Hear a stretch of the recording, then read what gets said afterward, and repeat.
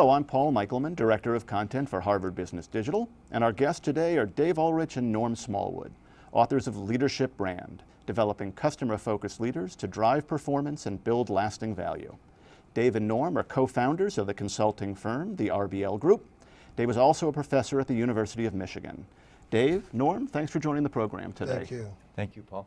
Okay, our subject for today is leadership, and our mission is to help our audience get out of the business of developing generic leaders and get into the business of building a leadership brand. So gentlemen, with that setup, give us the 90-second elevator pitch for the big idea here, leadership brand. Well, there's two pieces, and I'll start and Norm will do the second. The first one is, for many years people have looked at leaders as individuals, and what do you do to be a great individual? And so an individual becomes a great leader because of the skills or the knowledge or the ability that he or she has. We want to shift that to focus on leadership. It's not what you do as a person, it's how you build the process of building the next generation. So a good leader is somewhat like a good parent, who not only does a good job as a parent, but helps their children become better as a result. That's one idea. The second idea is a shift from an internal focus on leaders or leadership to an external focus. So on the internal side, some of us are lucky enough to have celebrity leaders who are known by customers and investors, and that helps the stock price. It creates confidence. Others have a leadership system where there's confidence that the quality of leaders in the future will continue to drive results. Okay, so what are some examples of organizations that have effectively developed leadership brands? Norm, do you want to go first? Well, we have examples like Nordstrom's that has developed a brand around great customer service. And so the leaders inside Nordstrom's need to connect.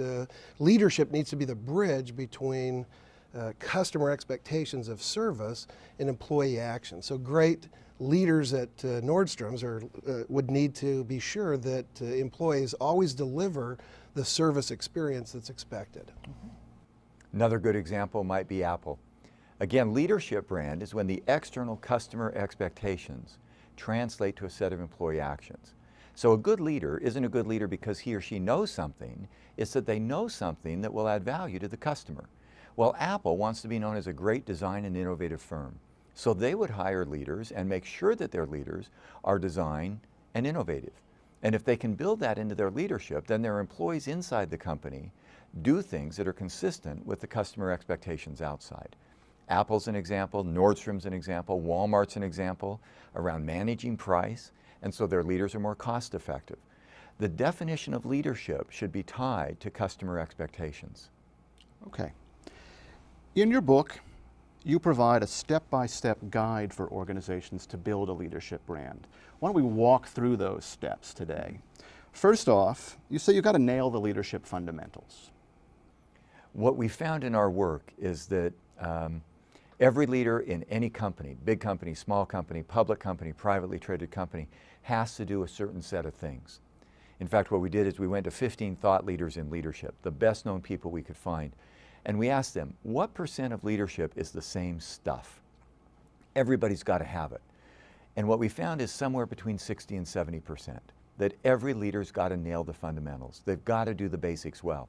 What we found were 5 basics. Okay, the 5 basics. In terms of what we call the leadership code, it would be probably the most important is that leaders would have to have personal proficiency. So people need to know that this leader has character and integrity.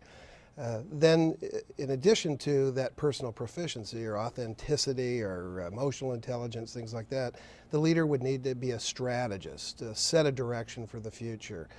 People that have confidence that we know where we're going as an organization.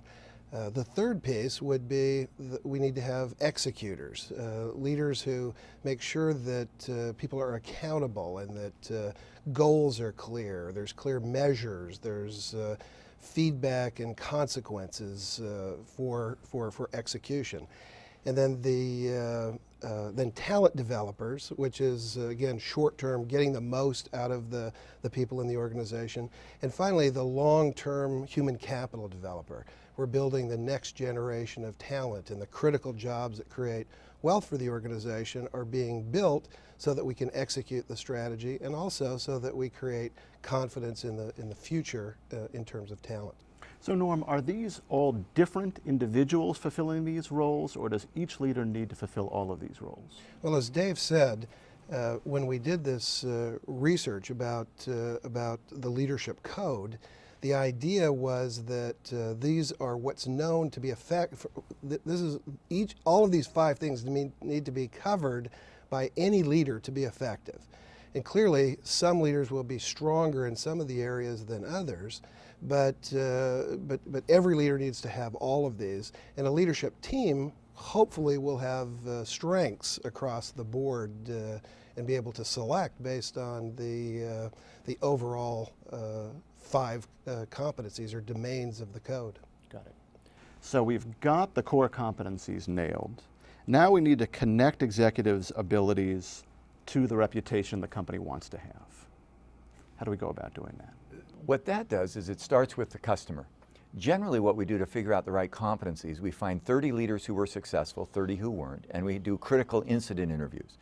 The problem with that methodology is it's internally focused. Our argument is very simple. In fact, it's scary that we wrote a whole book on this, because all you have to do is you go to your best customers and you listen to them. What are the set of things that you want this firm to be good at doing? What do you want them to be known for? What's their firm brand? What's their identity? That statement or that set of identity issues should translate into a set of leadership competencies. For example, as we said, at Apple, we want to be very good at innovation. That's going to be different than Walmart, who wants to be good at managing cost.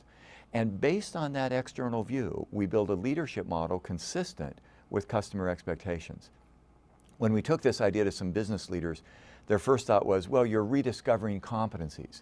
And then we said, have you taken your leadership competency model, which almost every firm's got, to your best customers and asked them, are those the things you want our leaders to be good at? And as soon as we said it, they said, we've not done that. Our bet is that you'll find 20 to 30% different than what you have. Because when you find that, it really distinguishes you from somebody else. So I'm going to bet most companies don't have a leadership brand, at least not a formal one. What's holding them back, and what's the risk of not having one? Let me answer that question a little bit differently. Answer a little bit different question. All companies have a leadership brand, and all companies have a firm brand. It's just that some of them may not be what the company wants them to be.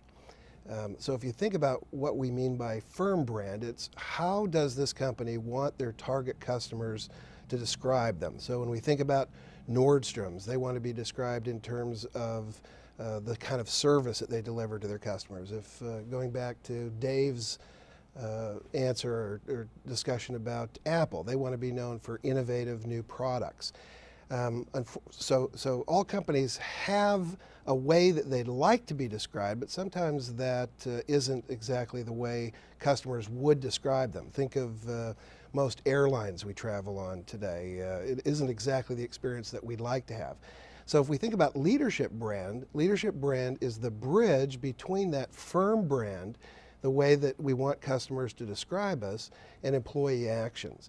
And so when that isn't what we'd like it to be, we find that there's also a poor leadership brand. And the reason for that is because most companies, or many companies at least, really have fair weather investments in the way that they do leadership. It isn't tied to a logic of brand. It isn't tied to their business. It's tied purely to this individual logic of competency building, which when there's economic downturn, people tend not to invest for the long term. So it's only when we connect leadership brand to the value creation process of the business and to making customers want to be a part of what you are that we get that strong leadership brand that really connects to value creation. And that's when we really get something going. Dave, what would you add to that? I agree with Norm that it isn't that companies don't have a leadership brand. What it often is tied to a person. And so when the founder of the firm leaves, the quality of leadership dissipates. Sometimes we found in our work, by the way, that some leaders have a short-term success. They surround themselves with people not quite as good. And in the short term, they look great. Good leaders who build a leadership brand surround themselves with people who are superb. and who push them, so that when they leave, the next generation is actually better than the present. The thing we're encouraging, though, is that to be better than the present is we connect with our customers. We connect the outside expectations to the inside actions. And that's where Leadership Brand really has power. So what else does the audience need to know about how to go about doing this? You know, what we've done is walk through a very simple logic, Paul. We've said leadership is more important than an individual leader. So we shift from the leader to leadership. We shift from leadership to Leadership Brand. And Leadership Brand is when the customer expectations translate into a set of employee actions. How do you make it happen? You build a good distinct statement of what our Leadership Brand should be. You assess people against it, then you invest against it. And the investment is to say, how do we put money, budget, resources against building that Leadership Brand?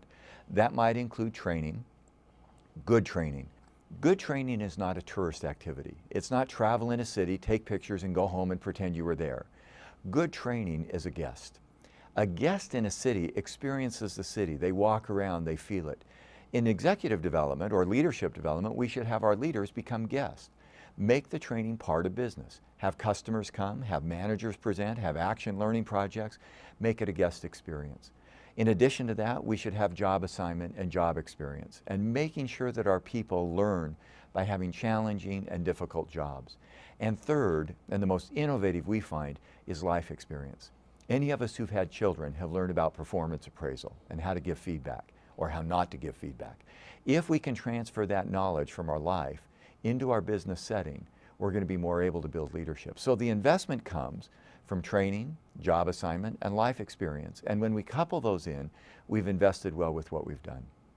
Dave Ulrich, Norm Smallwood, thank you very much for joining us today. Thank you, Paul. Thank you.